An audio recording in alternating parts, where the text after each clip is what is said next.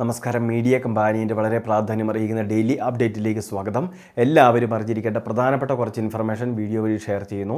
സംസ്ഥാനത്തെ ക്ഷേമ പെൻഷൻ വിതരണം ഉൾപ്പെടെയുള്ള കാര്യങ്ങൾ ഈ ആഴ്ച തന്നെ, അതായത് അടുത്ത ദിവസം മുതൽ തന്നെ ആരംഭിക്കുകയാണ്. സംസ്ഥാന ബജറ്റ് ഉൾപ്പെടെയുള്ള ഒരാഴ്ച കൂടിയാണിത്. ഒരുപാട് നിർണായക പ്രഖ്യാപനങ്ങൾ സാധാരണക്കാരെ കാത്തിരിക്കുന്നു. അതോടൊപ്പം 2000 രൂപ പെൻഷൻ ജനുവരി മാസത്തെ അടുത്ത ദിവസം മുതൽ അക്കൗണ്ടിലേക്ക് വിതരണം ആരംഭിക്കുകയുമാണ്. അപ്പോൾ വിതരണവുമായി ബന്ധപ്പെട്ട് നിലവിൽ തടസ്സങ്ങളൊന്നും തന്നെയില്ല. എല്ലാ ഗുണഭോക്താക്കൾക്കും ഒരു മുടക്കവും കൂടാതെ സഹായം എത്തിച്ചേരുന്നതായിരിക്കും.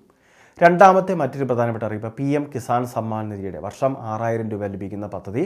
ഇതിൽ 2000 വീതം ആനുകൂല്യം വാങ്ങുന്നവർ ശ്രദ്ധിക്കുക. ഈ 2000 രൂപ സഹായം വാങ്ങുന്ന കർഷകരിൽ അനർഹമായിട്ട് ആനുകൂല്യം വാങ്ങുന്നവരെ കണ്ടെത്തുന്നതിനുള്ള നടപടികൾ സർക്കാർ സ്വീകരിച്ചിരുന്നു.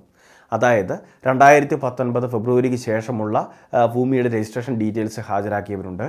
ഇനി അതോടൊപ്പം തന്നെ ഒരു വീട്ടിൽ ഒന്നിലധികം ആളുകൾ, ഒരു റേഷൻ കാർഡിലെ ഒന്നിലധികം വ്യക്തികളുടെ പേരിൽ ഒരു വീട്ടിലേക്ക് തന്നെ ആനുകൂല്യം വാങ്ങുന്നവർ, അപ്പോൾ അങ്ങനെയുള്ളവരെയൊക്കെയാണ് പരിശോധന വിധേയമാക്കുന്നത്.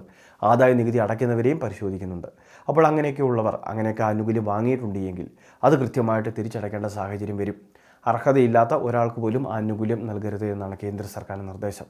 അതുമാത്രമല്ല, കർശന പരിശോധനകൾ ഇതിൻ്റെ ഭാഗമായിട്ട് നടത്തപ്പെടുകയും ചെയ്യുന്നതാണ്. അതുകൊണ്ട് തന്നെ തീർച്ചയായിട്ടും ഈ കാര്യങ്ങൾ കൂടി ശ്രദ്ധിക്കേണ്ടതാണ്. അപേക്ഷകൾ ഇപ്പോഴും നടന്നുകൊണ്ടിരിക്കുകയാണ്. 2018-19 കാലയളവിൽ നമ്മൾക്ക് സ്ഥലമുണ്ടായിരിക്കുകയും സ്ഥലത്തിന് രജിസ്ട്രേഷൻ ഉണ്ടായിരിക്കുകയും അതുമായി ബന്ധപ്പെട്ട കരമടച്ച രസീത് ഉൾപ്പെടെയുള്ള കാര്യങ്ങൾ നമ്മുടെ കൈവശം ഉണ്ടായിരിക്കുകയും ചെയ്യണം. അതുണ്ടെങ്കിൽ നമുക്ക് തീർച്ചയായിട്ടും അപേക്ഷ വയ്ക്കാം. അതോടൊപ്പം ഇപ്പോഴും നമ്മളുടെ കൈവശം ഭൂമി ഉണ്ട് എന്ന് തെളിയിക്കുന്നതിന് ഇപ്പോഴത്തെ കരമടച്ച രസീത് കൂടി ഹാജരാക്കേണ്ടതുണ്ട്. അങ്ങനെയുള്ള കർഷകർക്ക് നമുക്ക് രജിസ്ട്രേഷൻ ചെയ്യാൻ സാധിക്കും. കാരണം ചില കർഷകർക്ക് മുൻപ് ഈ പദ്ധതി ചേരാൻ താല്പര്യമില്ലായിരുന്നു. അതുകൊണ്ടാണത്. അപ്പോൾ ഇങ്ങനെയുള്ള കർഷകർ വീണ്ടും രജിസ്ട്രേഷനൊക്കെ ചെയ്ത് കഴിയുമ്പോൾ നാളിതുവരെ അവർക്ക് മുടങ്ങിയിട്ടുള്ള തുക മൊത്തമായിട്ട്, അതായത് ഏകദേശം 40,000-ന് മുകളിൽ തുക വരും. ഇത് ഇവരുടെ അക്കൗണ്ടിലേക്ക് ക്രെഡിറ്റ് ചെയ്യപ്പെടുന്നതായിരിക്കും. മൂന്നാമത്തെ മറ്റൊരു പ്രധാനപ്പെട്ട അറിയിപ്പ്, നമ്മളുടെ സംസ്ഥാനത്തെ APL വിഭാഗത്തിലെ റേഷൻ കാർഡുകൾ BPLലേക്ക് മാറ്റുന്നതിന് വേണ്ടി പ്രത്യേക അപേക്ഷകൾ വീണ്ടും ആരംഭിച്ചിരിക്കുകയാണ്. ഒരുപാട് അർഹതയുള്ളവർക്ക് റേഷൻ കാർഡുകൾ കാത്തിരിക്കുന്നു. നമുക്ക് ഓൺലൈൻ വഴി ഇപ്പോൾ രജിസ്റ്റർ ചെയ്യുന്നതിന് വേണ്ടി സാധിക്കുന്നതായിരിക്കും. BPL സർട്ടിഫിക്കറ്റ് കൃത്യമായിട്ട് വാങ്ങേണ്ടതുണ്ട്. വരുമാന സർട്ടിഫിക്കറ്റ്, മെഡിക്കൽ ബോർഡ് സർട്ടിഫിക്കറ്റുകളുണ്ടെങ്കിൽ അത്തരം കാര്യങ്ങളെല്ലാം കൃത്യമായിട്ട് ഹാജരാക്കേണ്ടതുണ്ട്.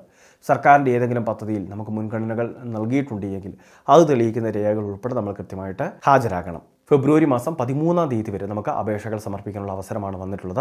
APL വിഭാഗത്തിലെ നീല വെള്ള റേഷൻ കാർഡിൽ ഉൾപ്പെട്ടവർക്കായിരിക്കും BPLലേക്ക് മാറാൻ അർഹതയുള്ളത്. ഇനി അതോടൊപ്പം ഇതിൻ്റെ മാനദണ്ഡങ്ങൾ തീർച്ചയായിട്ടും എല്ലാവരും ശ്രദ്ധിക്കണം. സർക്കാർ ജോലിയോ അല്ലെങ്കിൽ സർവീസ് പെൻഷൻ വാങ്ങുന്നവരും ഉണ്ടാവാൻ പാടില്ല. ഇതുകൂടാതെ തന്നെ നിലവിൽ വിദേശ രാജ്യങ്ങളിൽ ജോലിയുള്ളവരുണ്ടാവാൻ പാടില്ല. പ്രതിമാസ വരുമാനം 25,000-ഉം അതിന് മുകളിലും വാങ്ങുന്നവരുണ്ടാവാൻ പാടില്ല. സ്ഥലം ഉൾപ്പെടെയുള്ള കാര്യങ്ങൾ അത് 1 ഏക്കറിനൊക്കെ മുകളിലാവാൻ പാടില്ല. വീടിൻ്റെ വിസ്തീർണം 1000 സ്ക്വയർ ഫീറ്റിന് മുകളിലാവാൻ പാടില്ല. വീട്ടിൽ 4 ചക്ര വാഹനം, ടാക്സി ഒഴികെ ഉണ്ടാവാൻ പാടില്ല. അപ്പോൾ അങ്ങനെയുള്ള പല നിയമാവലികൾ ഇതിൻ്റെ ഭാഗമായിട്ടുണ്ട്. ഇതെല്ലാം കൃത്യമായിട്ട് പാലിക്കുന്നവരായിരിക്കണം അപേക്ഷകൾ സമർപ്പിക്കേണ്ടത്. കൃത്യമായിട്ടുള്ള വെരിഫിക്കേഷൻ പൂർത്തിയാക്കി മുൻഗണന കൃത്യമായിട്ടൊരു മാർക്ക് ലിസ്റ്റ്, ആ മാർക്കിൽ ഏറ്റവും കൂടുതൽ മാർക്ക് നേടുന്നവർക്ക് മുൻഗണന എന്ന രീതിയിലായിരിക്കും ഇത്തരം റേഷൻ കാർഡുകളുടെ വിതരണം നടക്കുക. വളരെ പ്രധാനപ്പെട്ട കുറച്ച് ഇൻഫർമേഷൻ ആണ് ഷെയർ ചെയ്തത്. ഇതുപോലുള്ള വിവിധ അറിയിപ്പുകൾ തുടർന്നും ലഭിക്കാൻ ചാനൽ മറക്കാതെ സബ്സ്ക്രൈബ് ചെയ്യുക, ഫോളോ ചെയ്യുക.